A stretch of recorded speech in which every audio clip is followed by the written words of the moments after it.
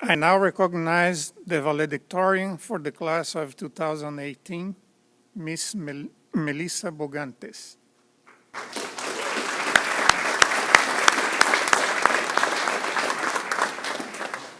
FSU officials, faculty members, honored guests, family members, friends, fellow graduates, good evening. As many of you know, I love talking, but I don't necessarily like speeches. Not the typical ones, for that matter. So here goes my untypical, very Melissa-like address for today. It is about detours and gratefulness. And if you think they have nothing in common, just wait. To me, they're like best buddies. Where one goes, the other one follows. And they can lead to the extraordinary. For example, how many times were you coming to the university and you did a pit stop at Pan y Canela to buy quesitos? That thing is amazing, let's be honest. That little detour made your day brighter, or at least it spiked your sugar level, so you gave your best in class.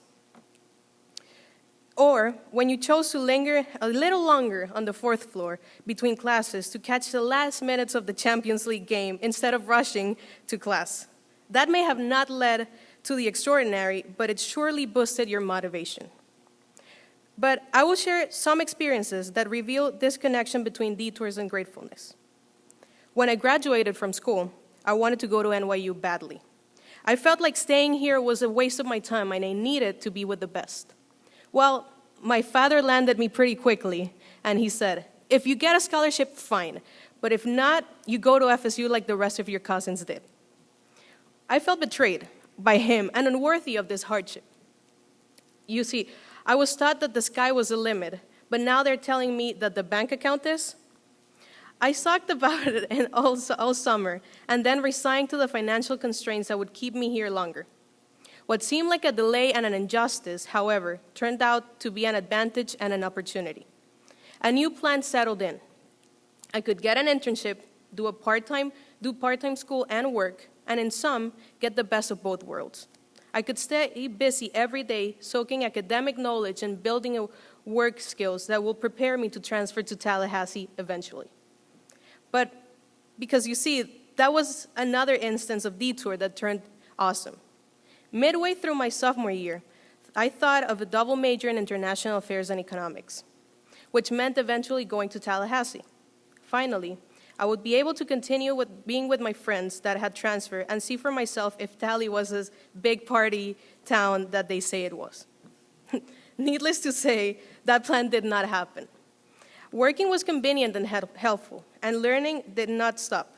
By then, I had become passionate about international affairs, and my professors here, thank you to all of you, continued stimulating my eagerness of knowledge. Out of all, I think the biggest detour in my life has been my career. A day before I started college on May 2015, I joined the United Nations. It was the best day of my life, and it still is. I felt proud that at 18, with no job experience, I was able to land an opportunity at my dream job place. It was for me my way of helping change the world. Working and studying in the same field meant having an immersive experience in international affairs. Sometimes, I would be at a regional meeting and someone would say something that I might have learned in class, or maybe I could add something to the discussion in class that nobody else knew, all because of my job experience and daily routine within the organization. Well, that changed in January 2017. After a year and 9 months in the UN, I had to leave because I needed a job that could pay. I have a loan from my university. I have a car that needs maintenance every now and then, and daily expenses that the UN simply could not cover. So I made the harsh decision of leaving and working in the private sector. It was not the best feeling at all. I felt like I was not helping the world or my career. I was just helping my pocket and someone else's. This feeling of defeat and disappointment lasted for almost a year. After a while, I took a step back and saw the big picture. I'm 22 years old with a mid-level position in a multinational company. I earn a salary that pays my bills and allows me the flexibility to travel. That sounds selfish, I know. What happened to the dreams of helping the world? But wait, You can be an agent of change in many ways. As a compliance officer, that I have the tools to combat corruption and money laundering. While my UN internship will always be dear to me, stepping out of it and into the private sector was a useful detour. I learned that sacrificing things you like and getting out of your comfort zone is a risk worth taking. And in the words of my amazing macroeconomics professor, Matthias Selikowicz, in the long run, everything will be fine. So, fellow graduates, have a plan, but never think that it has to be written on stone. Life is amazing, and detouring from your path is simply normal and breathtaking. Not always for the good, not always for the bad. We have hardships. It is normal. Sometimes our unforeseeable changes in our career, like working somewhere you don't like. Other times it's an accident, like hurting your leg. I've been there. Or just playing your cards wrong. The important aspect is to always be grateful for what you get and every step you take. Because at the end, all of it will be the story of your life, built by you. I cannot finish this speech without acknowledging those that mark this journey. My parents, for sacrificing everything to give me an education and the life that I have today. For the rest of my family, for sticking with me and teaching me the importance of having a thick skin. Daniel, my co-pilot, my biggest cheerleader and critic. Thank you for your support and for riding along with me. My classmates, Christina, Mayor, Sebastian, to name a few. You made this year very smooth and fun.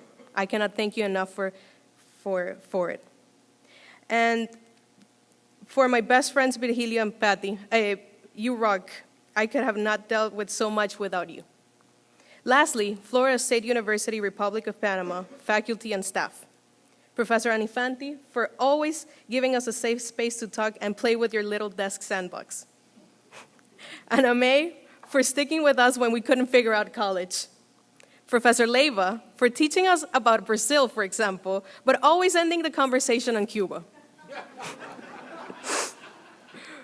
Professor Coles, for having such a great heart and always helping students. Dr. Murphy and Professor Grimaldo, for showing me that you never have to fear a class, but rather your own prejudice about it. To all the staff that is no longer with the institution, Belkis, Nicole, Miss Wendy.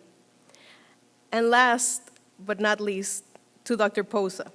You have been my biggest mentor all these years. I cannot thank you enough for your wisdom, your funny classes on death and destruction, and your good advice. Graduates, we are done. Today, we reached the finish line, and we can officially say we are professionals. Many things are to come: work, maybe a master's and a PhD, family, responsibilities, and detours. Be grateful for this experience, filled with detours and change of plans, moments of defeat and fear, but above all, filled with learning, wisdom, and growth. Thank you and congratulations.